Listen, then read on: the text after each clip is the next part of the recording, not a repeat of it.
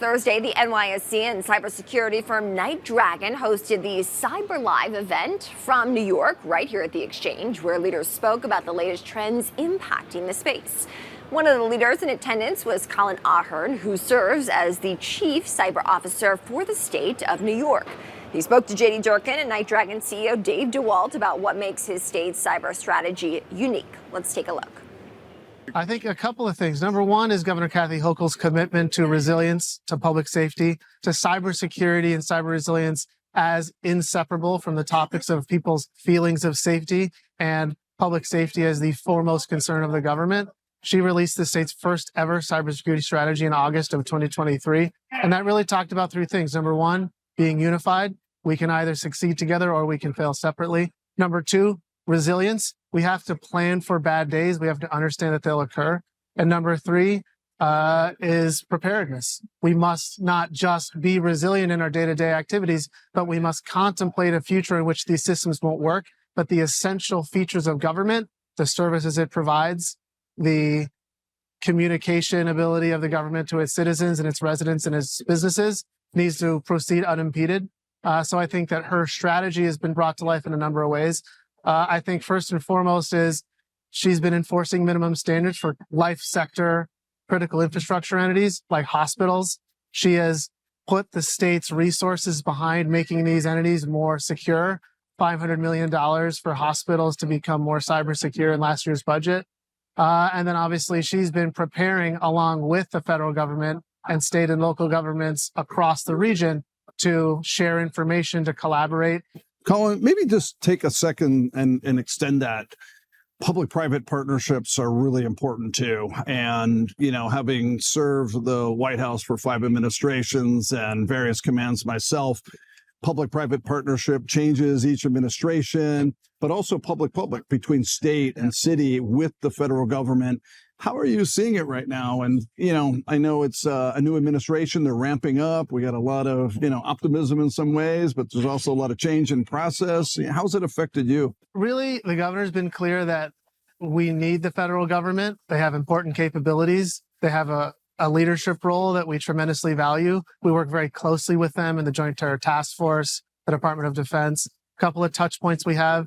Our Division of Military and Naval Affairs has one of the only cyber protection teams in our National Guard. We share that with the governor of New Jersey, Cyber Protection Team 73.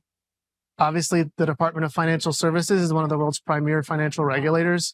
We have the Department of Environmental Conservation, which is doing important work in offshore wind and other resilience. The governor's announcement yesterday about the importance of nuclear energy for our shared future and technology landscape. So we see a tremendous opportunity to continue working closely with the federal government.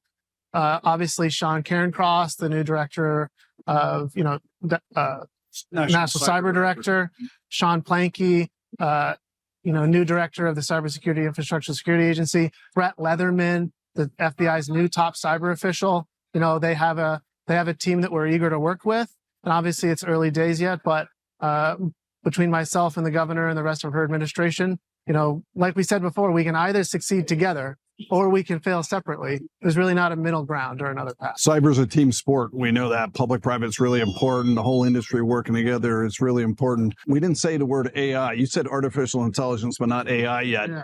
And for me, coming off of some of the big security tech events, it was like AI agentic, every other sentence, right? But it has a lot of promise as well. Like we're seeing opportunity. The offense is seeing opportunity and the defense is seeing opportunity. Say a little bit from a practitioner point of view. What does AI mean to you? A couple of things. On the upside, we're really eager to continue New York's, punching above our very significant weight in terms of artificial intelligence, microelectronics, semiconductors. Just a couple of touch points. We have Global Foundries building a big fabrication facility outside of Syracuse. We have Micron Technologies building one of the largest semiconductor fabs in the entire world. Actually, Micron makes memory semiconductors. Their memory chips are inside the next generation of NVIDIA's graphical processing units. So New York has a lot to say and a lot to offer in AI and GPUs more generally.